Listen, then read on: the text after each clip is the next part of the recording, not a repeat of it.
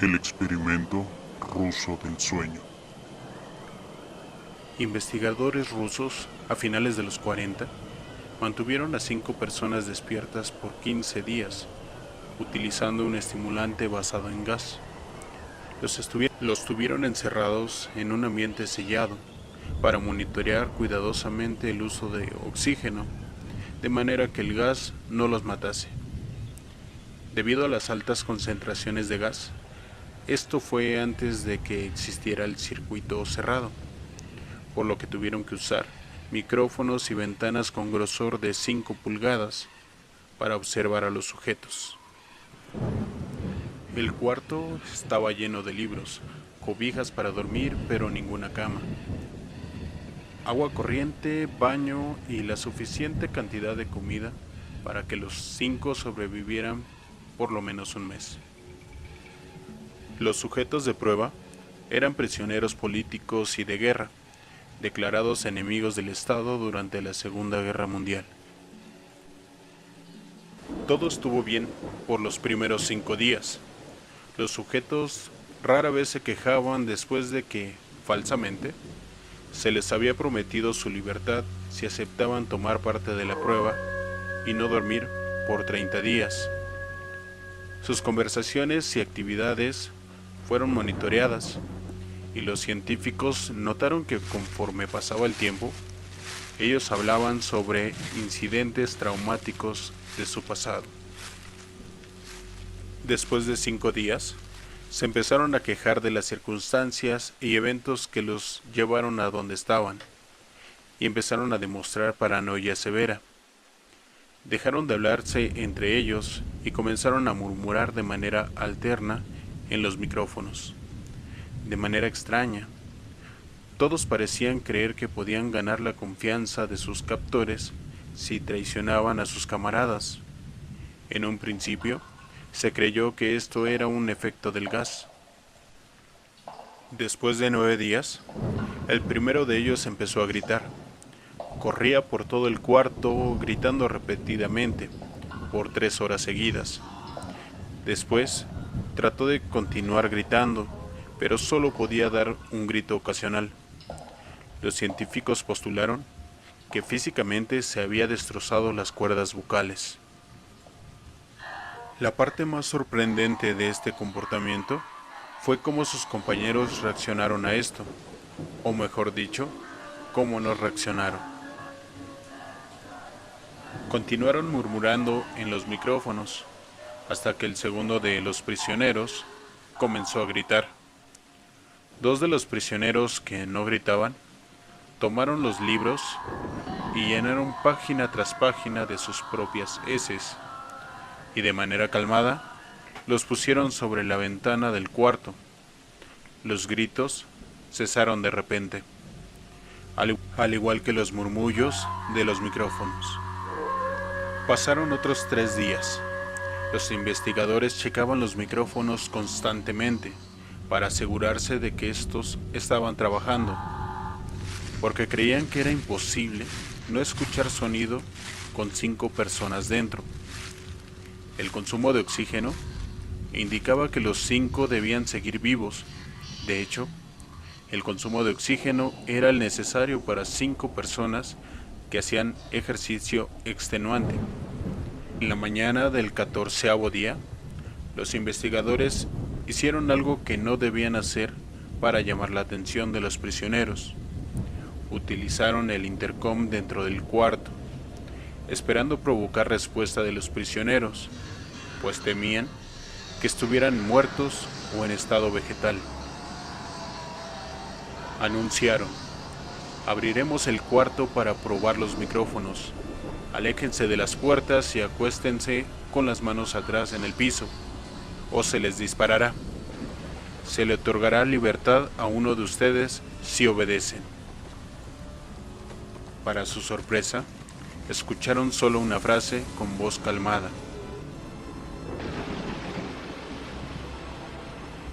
No queremos ser liberados. Hubo gran debate entre los investigadores y las fuerzas militares que financiaban el proyecto. sin poder provocar más respuestas utilizando el intercom, finalmente se decidió abrir el cuarto a la medianoche del día número 15. Se limpió el gas del cuarto y se llenó de aire fresco. Inmediatamente, voces de los micrófonos empezaron a objetar. 3 voces diferentes rogaban por la vida de sus seres queridos que encendieran el gas nuevamente. Se abrió el cuarto para sacar a los prisioneros. Gritaron más fuerte que nunca, al igual que los soldados cuando vieron lo que había dentro. 4 de los sujetos seguían vivos. Las raciones de los pasados 5 días no habían sido tocadas. Había pedazos de la carne de las costillas y pantorrillas del sujeto muerto colocadas dentro del drenaje del centro del cuarto, bloqueándolo, permitiendo que 4 pulgadas de agua se acumularan en el piso. Los 4 sobrevivientes también tenían pedazos de piel y de carne arrancada de sus cuerpos. La destrucción de tejido y la exposición de huesos en la punta de sus dedos indicaban que las heridas fueron infligidas por las manos y no con los dientes, como era de suponerse. Al examinarlos, se descubrió que la mayoría de las heridas fueron autoinfligidas, en su mayoría. La piel y los órganos detrás de las costillas fueron removidos, mientras que el corazón, los pulmones y el diafragma seguían en su lugar. El tracto digestivo de los 4 sujetos podía verse trabajar, digiriendo comida. Rápidamente se hizo aparente, estaban digiriendo su propia carne, y que ellos la arrancaron y se la comieron en el transcurso de los días. La mayoría de los soldados eran fuerzas especiales rusas en las instalaciones, pero aún así, muchos se negaron a regresar al cuarto para sacar a los prisioneros. Estos, sin embargo, insistían a gritos que los dejaran dentro, y de manera alterna, rogaron y demandaron que se encendiera el gas nuevamente, para evitar quedarse dormidos. Para sorpresa de todos, los sujetos pusieron una resistencia feroz durante la extracción. Un soldado ruso falleció cuando un sujeto le mordió el cuello. Otro fue gravemente herido cuando otro de los prisioneros le mordió la arteria femoral y los testículos. Otros 5 soldados perdieron la vida, si se cuenta aquellos que se quitaron la vida en las semanas consecutivas al incidente. Durante la lucha, uno de los prisioneros dañó su brazo, sangrando de manera casi inmediata. Se intentó sedar al sujeto, pero fue imposible. Se le inyectó más de 10 veces la dosis humana de morfina, y aún así luchó como un animal rodeado, rompiendo las costillas y un brazo de un doctor. Se veía latir su corazón al máximo por 2 minutos completos, mientras se desangraba, y continuó gritando por más de 3 minutos, atacando a quien se le acercara, repitiendo la palabra más, más, más, una y otra vez, cada vez más débil, hasta que cayó en silencio. Los otros 3 sobrevivientes fueron inmovilizados fuertemente y llevados hacia las instalaciones médicas. 2 de ellos, con cuerdas vocales intactas, demandaban continuamente más gas para permanecer despiertos. El más herido de los 3 fue llevado al único cuarto de cirugía que había en las instalaciones. En el proceso de su preparación para colocar nuevamente sus órganos en su lugar, se notó que el sujeto era totalmente inmune a los sedantes. Peleó furiosamente cuando el gas anestésico se le estaba colocando. Se necesitó un poco más de anestesia de lo normal para sedarlo. Pero al momento que sus ojos se cerraron, su corazón se detuvo. En la autopsia se encontró que en su sangre había 3 veces la cantidad normal de oxígeno. También se rompió 9 huesos en la lucha para no ser controlado. El segundo sobreviviente era el que primero gritó del grupo, con sus cuerdas vocales destruidas. El segundo sobreviviente era el que primero gritó del grupo, con sus cuerdas vocales destruidas. Él no pudo objetar la cirugía y solo reaccionaba agitando violentamente la cabeza en desacuerdo cuando se le administraba el gas anestésico. Afirmó violentamente con la cabeza cuando alguien sugirió hacer la cirugía sin anestesia y no reaccionó durante la misma, que duró 6 horas, en la cual intentaron reemplazar sus órganos abdominales y cubrirlo con lo que le quedaba de su piel. El cirujano afirmó que era médicamente imposible que el sujeto siguiera con vida.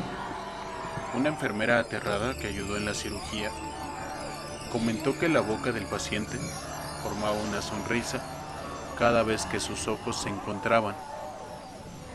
Cuando la cirugía terminó, el sujeto miró al cirujano y empezó a hacer sonidos fuertemente, como tratando de hablar.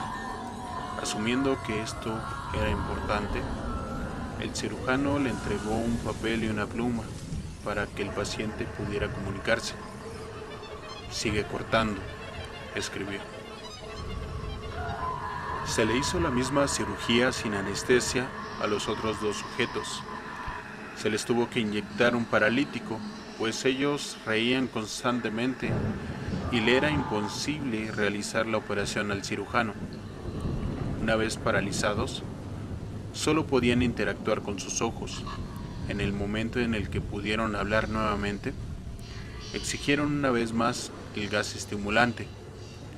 Los investigadores trataron de averiguar por qué se lastimaron de esa forma a sí mismos y por qué querían el gas nuevamente.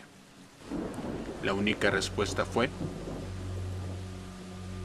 debo permanecer despierto. Se reforzó a los 3 sujetos y los devolvieron al cuarto para esperar de su destino.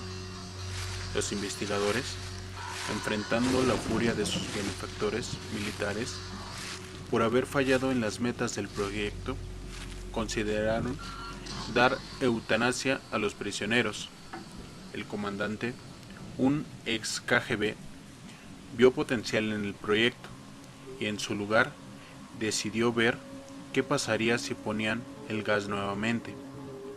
Los científicos se negaron rotundamente, pero al final tuvieron que aceptar. En preparación para ser sellados nuevamente en el cuarto, los prisioneros fueron conectados a un monitor EEG. Para sorpresa de todos, los 3 dejaron de pelear en el momento que se dieron cuenta que los regresarían al gas. En ese momento, era obvio que los 3 estaban haciendo un gran esfuerzo por mantenerse despiertos. Uno de los prisioneros estaba murmurando una canción. El sujeto mudo peleaba con sus ataduras de piel, como si tratara de enfocarse en algo. El último sujeto mantenía su cabeza en la almohada y parpadeaba rápidamente. Siendo este el primero al que se le puso el EEG, la mayoría de los investigadores monitoreaban sus ondas cerebrales con sorpresa. Eran normales la mayor parte del tiempo, aunque algunas veces aparecía una línea recta de manera inexplicable. Parecía que repetidamente sufrían de muerte cerebral. Mientras analizaban los datos, una enfermera notó que los ojos del sujeto se cerraron. Sus ondas cerebrales cambiaron inmediatamente por las de sueño profundo. Luego se pusieron rectas y de manera simultánea su corazón se detuvo. El único sujeto que quedaba que podía hablar comenzó a gritar para que lo encerraran en ese momento. Sus ondas cerebrales mostraban las líneas rectas del sujeto que acababa de morir por quedarse dormido. El comandante dio la orden de sellar el cuarto con los 2 prisioneros dentro, junto con 3 de los científicos. Uno de los 3 inmediatamente tomó un arma y abrió fuego contra el comandante, matándolo de un tiro entre los ojos. Después apuntó al prisionero mudo y le voló el cerebro. Apuntó al prisionero que quedaba vivo, mientras que los demás investigadores escaparon del cuarto. No me encerrarán con estas cosas, no contigo, le gritaba al prisionero que estaba atado al camastro. ¿Qué eres?, demandó. Necesito saber. El prisionero sonrió. ¿Tan fácil te has olvidado de mí? Somos ustedes. Somos la locura que está encerrada en todos ustedes, rogando por libertad en cada momento de tu vida, desde lo más profundo de tu mente animal. Somos aquello de lo que te escondes en tu cama todas las noches. Somos lo que duermes, silencias y paralizas cuando te vas a tu cielo nocturno, donde no te podemos alcanzar. El investigador hizo una pausa, apuntó al corazón del prisionero y disparó. El EEG mostró una línea recta mientras el sujeto débilmente murmuraba: